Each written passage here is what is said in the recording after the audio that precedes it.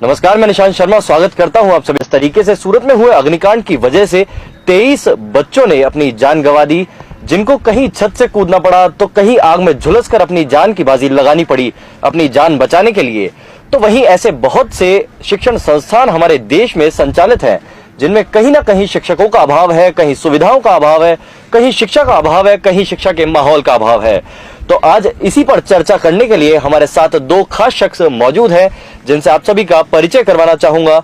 हमारे साथ एक तरफ इंदौरिया शिक्षण प्रशिक्षण संस्थान के director editor doctor Rakesh Sharma ji मौजूद हैं। वहीं हमारे साथ दूसरी ओर समर्थ इंडिया फाउंडेशन के अध्यक्ष और भारतीय जनता पार्टी के कार्यकर्ता नरेंद्र कटारा जी मौजूद हैं। नमस्कार सर, जिस तरीके से इस वक्त हमारे देश में शिक्षण संस्थानों की ये लापरवाहियां चल रही है, कुछ दिनों पहले देखा गया था कि जयपुर में भी एक शिक्षण संस्थान के ऊपर एक रेस्टोरेंट है जहां पर आग लगी थी, जिसकी वजह से पड़ता। और वहीं अब सूरत में अगर देखा जाए तो इतने बड़े अग्निकांड में जहां पर 23 बच्चों ने अपनी जान गंवा दी, तो क्या शिक्षण संस्थानों की ये लापरवाही आगे भी चलती रहेगी?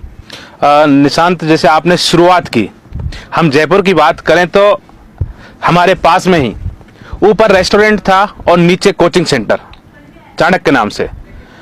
उस रात की भयानक स्थिति को देखकर जब हम रात में वहां पर थे तो हमारी रूह कांप उठ गई थी। कितनी भयंकर आग लगी हुई थी, और वो आग अगर कोचिंग संस्थान को चलते हुए लगती तो मैं दावा कर सकता हूं कि एक भी बच्चे को बचाना बहुत मुश्किल था। और यही परिस्थिति है कि आज उस आग को लगे हुए कितना वक्त गुजर रहा है, लेकिन कोई भी अखबार, कोई भी मीडिया, कोई भी सरकारी कर्मचारी ये बताने को तैयार नहीं है कि उस आग के पीछे कारण क्या थे। वहीं राकेश जी, इस वक्त जो सूरत में अग्निकांड हुआ, तो क्या उससे शिक्षण संस्थानों को कोई सीख लेनी निश्चित हो गई, या फिर शिक्षण संस्थान अब भी अपनी फीस को यूं ही वसूलते रहेंगे और बच्चों की जान के साथ यूं ही खिलवाड़ करते रहेंगे? निशांत, बहुत सही सवाल आपने किया है। मैं समझता हूं कि इसमें अकेले शिक्षण संस्थान दोषी नहीं है, कहीं ना कहीं इसमें अभिभावक भी दोषी हैं। और मैं समझता हूं विद्यार्थी भी जो आईएएस बनना चाहता है, आरएस बनना चाहता है, मेडिकल साइंस में जाना चाहता है, उसे इतनी समझ तो होनी चाहिए कि वो कहाँ एडमिशन लेना चाहता है, आखिर उसका भविष्य कहाँ सुरक्षित है।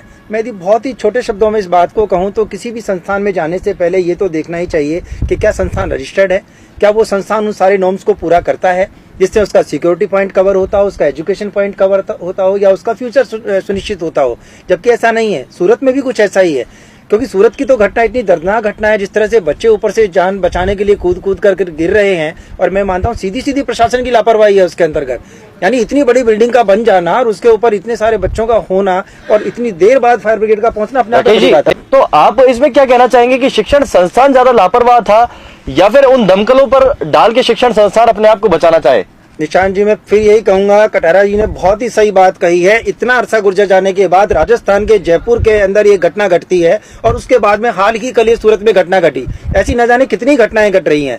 सरकारें किसी की भी हो, कोई फर्क नहीं पड़ता, लेकिन जो नॉर्म्स हैं यदि कोई फॉलो नहीं करता है तो उस पर सख्त कार्रवाई की जानी चाहिए, नंबर 1। और नंबर 2, आपातकालीन सुविधाएं जिस तरह से बनाई जाती हैं उसके अकॉर्डिंग यदि मैं समझता हूँ दमकलें टाइम पर पहुंच जाती। कुछ लोगों ने कैच करने की कोशिश की, वो कैच नहीं कर पाए, फिर भी 3 लोगों की जान चली गई। तो कहीं ना कहीं प्रशासन भी इसमें इन्वॉल्व है, और उस संस्था प्रमुख के साथ साथ। देखो, इसमें हम सबको एक कलेक्टिव रेस्पॉन्सिबिलिटी लेनी पड़ेगी, क्योंकि इसमें हम चीजों को अलग नहीं कर सकते। सबसे ज्यादा जो दुख और दर्द होता है उन माँ बाप को होता है जिनका बच्चा जाता है, चाहे वो आत्महत्या हो, चाहे अग्नि से मरे हुए बच्चे हों, चाहे वो कैसे भी सुसाइड करते हो, जो भी हो, सारी चीजों को कलेक्ट करके हम देखें तो शिक्षा का जो व्यापारीकरण हो रहा है, और ये व्यापारी इतने बड़े हो गए, इतने स्तंभ बन गए कि हर कोई इनके सामने नतमस्तक है। मैं आज से बहुत पुरानी बात अगर जयपुर की याद करूं तो असवाल, लालचंद असवाल आयुक्त हुआ करते थे नगर निगम के। उन्होंने कोचिंग संस्थानों को नोटिस दिए एनओसी, फायर एनओसी के लिए। मैं आपको दावे के साथ कह सकता हूं कि जिन लोगों को उस समय नोटिस मिले थे, आज भी वो कोचिंग संस्थान उन नोटिसों को जेब में रखकर कोचिंग चला रहे हैं, लेकिन उन पर कोई कार्रवाई करने को तैयार नहीं है।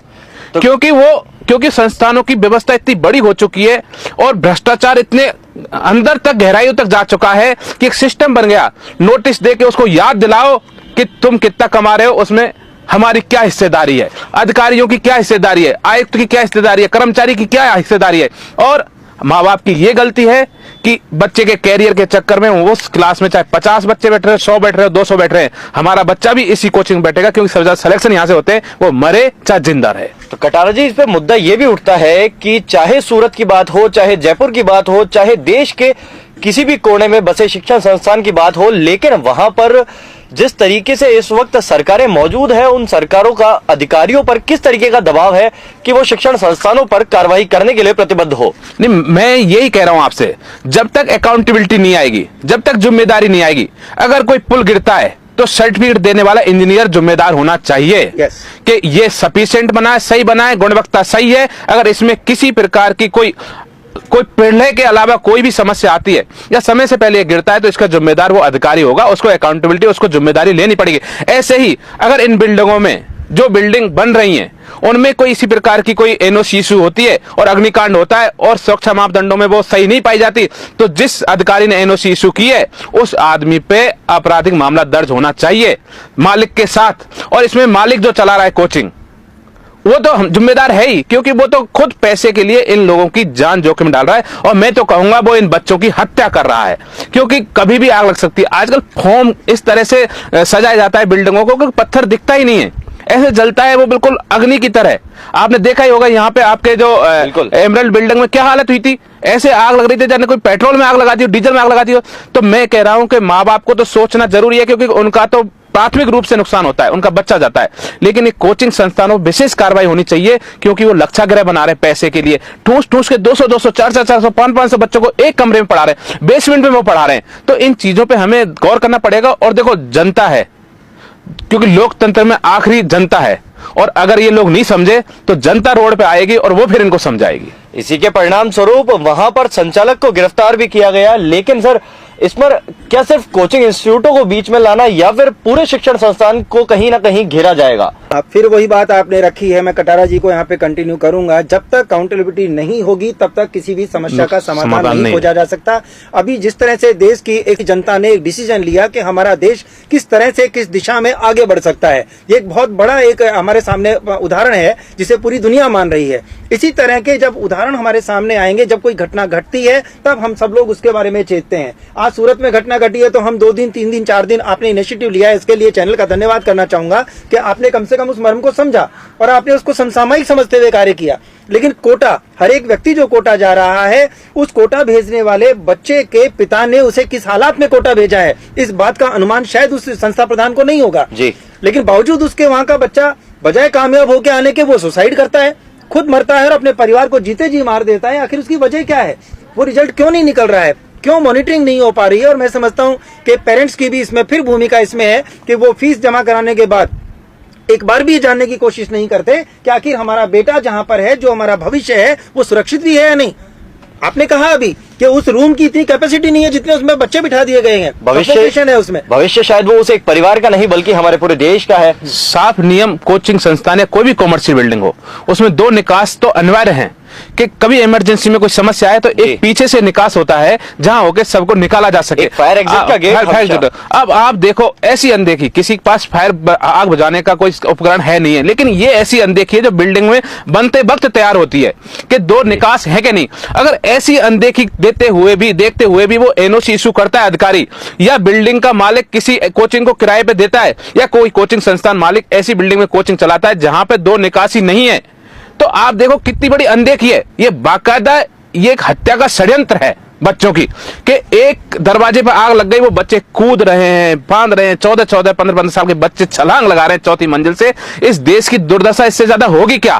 तो मैं इन लोगों को सोचना होगा, नैतिकता के आधार पर इनको अंदर बैठ के अपने माँ बाप, अपने परिवार के साथ देना, अधिकारियों को, इन किराए पे देने वाले बिल्डिंग वाले मालिकों को, इन कोचिंग वालों को एक बार सोचना होगा कि वो कूदता हुआ बच्चा अगर इनका होता तो इन पे क्या बीतती। और जब तक ये लोग ऐसा नहीं सोचेंगे तो मैं कह रहा हूं ये होता रहेगा और ये लोग इस पाप के भागीदार बनते रहेंगे। और हम जैसे जो लोग जागरूक हैं, जो आज इनिशिएटिव ले रहे हैं और फिर चुप हो जाते हैं, हम भी इस पाप के भागीदार रहेंगे। कटारा जी, इसमें भारतीय जनता पार्टी की जिस तरीके से इस वक्त सरकार आई, तो भारतीय जनता पार्टी की सरकार कैसा दबाव बनाकर ये इनिशिएटिव उनसे दिलवाएगी, उनको प्रतिबद्ध करेगी कि वो अपने आप सुरक्षा को रखने लगे, नहीं तो उनके खिलाफ किस तरीके की कड़ी कार्रवाई करने की समीक्षा की जा सकती है? देखो, ये बहुत बड़ा देश है और इसको पार्टियों से ना जोड़कर मैं कह रहा हूं ना, हमको समग्र रूप से एक जिम्मेदारी लेनी पड़ेगी, अभिभावक से शुरू करके, और सबसे पहले जो बिल्डिंग बना रहा है और जो कोचिंग चला रहा है, और सबसे ज्यादा जो मुख्य रूप से जो कोचिंग चला रहा है और बिल्डिंग को किराए पे दे रहा है, और वहां के आसपास के लोग सब देख रहे हैं कि इसमें ये चीजें नहीं है, तो मैं कह रहा हूं हर आदमी को दूत बनना पड़ेगा। जी। चौकीदार बनना पड़ेगा गलतियों का, बुराइयों का, चोरियों का। जब हर आदमी चौकीदार होगा तो मैं कह रहा हूं बुराई करने वाला, गलत करने वाला डरेगा। हर आदमी, पड़ोसी को पता होता है ये बिल्डिंग बन रही है, इसमें गलत हो रहा है, अधिकारी इन्वॉल्व हो रहे हैं। वो चाहे तो आज सोशल मीडिया ऐसा माध्यम है कि वो उसको बिल्कुल रोक सकता है, लेकिन हमको ईमानदार होना पड़ेगा, क्योंकि हमें मानना पड़ेगा कि इसमें पढ़ने वाला हर बच्चा मेरा भी हो सकता है, जो दूसरे का है उसके साथ भी हो सकता है। मैं कह रहा हूं हम सब लोग जागेंगे और इन बुराइयों को रोकेंगे तो ये देश विकास पे भी जाएगा और हमारे नन्हेहालों को हम बचा भी पाएंगे। बहुत बहुत धन्यवाद कटारा जी हमारे साथ जुड़ने के लिए। वहीं इस वक्त हमारे साथ जो दो मौजूद महान शख्सियत थी, उनके इस बात। शांत भाई, मैं आपके चैनल से एक अपील और करना चाहता हूं। बिल्कुल सर। कि इस जो भी सोसाइटियां हैं, कहीं ना कहीं सोसाइटियों के मध्य कॉलेज और कोचिंग चल रहे हैं। अधिकारी क्या करे, कोचिंग वाला क्या करे, बिल्डिंग वाला, लेकिन सोसाइटियों की जो समितियां हैं उन लोगों को निकलना चाहिए और एक लेटर लेके नियम और कानूनों का और उजागर करना चाहिए, जाना चाहिए हमारी सोसाइटी में तुम ऐसे कोचिंग नहीं चलाओगे। और मीडिया को भी उनके साथ होना चाहिए, ऐसे लोगों के साथ। मैं कह रहा हूं ऐसे जो व्यापारी लोग हैं जो बच्चों की मौत पर व्यापार कर रहे हैं, उन पर अंकुश लगाना हमारा काम है और सब सोसाइटियों को, हर जनमानस को सामने आना चाहिए। हाँ, रेजिडेंशियल इलाके में कॉमर्शियल बिल्डिंगों का खड़ा होना और उसका व्यवसायीकरण होना अपने आप में एक बहुत बड़ा क्वेश्चन मार्क है, इस पे रोक लगनी चाहिए। इस तरीके से आपका भी एक शिक्षण प्रशिक्षण संस्थान है, तो इन संस्थानों के जो संचालक हैं उनके लिए आप क्या कहना चाहेंगे कि वो व्यवस्थाएं बनाए, नहीं तो किस तरीके से फिर बाहर हो जाए? निश्चित रूप से आपने मुझसे जोड़ करके इस सवाल को कहा है, मैं इसका जवाब उसी मजबूती से देना चाहूंगा कि इंदौरिया शिक्षण प्रशिक्षण संस्थान जो एक एनजीओ सोसाइटी है, जो शैक्षिक समाजोत्थान की दिशा में अग्रसर रहते हुए काम कर रहा है। मैं ये मानता हूं कि यदि बच्चे से फीस ली जा रही है तो उसकी अकाउंटेबिलिटी को ध्यान में रखते हुए उसे रिसिप्ट मिलनी चाहिए। यदि उस इंस्टीट्यूशन के अंदर हम बच्चे को एडमिशन दिलाना चाह रहे हैं तो उसका डायरेक्टर जो, उसकी अपनी क्वालिफिकेशन क्या है, उसकी डेप्थ क्या है, वो किस परिवेश से आया है, वो बच्चे को क्या ऐसा आश्वासन दे रहा है जिसकी वजह से वो पिता अपने खेत का एक टुकड़ा बेचकर उसकी फीस दे रहा है, जवान बहन का दहेज छोड़कर उसको फीस दे रहा है, अपने सारी प्रायोरिटी के कार्यों को छोड़कर फिर उसको फीस दे रहा है, और वो नहीं दे रहा है तो केवल उसे सुरक्षा की जिम्मेदारी नहीं ले रहा है वो संस्था प्रधान, या उसके फ्यूचर को सुनिश्चित नहीं कर रहा है। तो ऐसे किसी भी संचालक को कभी भी माफ नहीं किया जा सकता जिसने उस नौनिहाल देश के भविष्य के साथ खिलवाड़ करने का क्रम आज तक जारी रखा है, जिसका परिणाम हम सूरत में देख सकते हैं। तो इस वक्त के लिए बस इतना ही। हमारे साथ मौजूद थे इंदौरिया शिक्षण प्रशिक्षण संस्थान के editor director doctor Rakesh Sharma और भारतीय जनता पार्टी के कार्यकर्ता और समर्थ इंडिया फाउंडेशन के अध्यक्ष नरेंद्र कटारा जी। इनके साथ आप सभी से विदा लेना चाहते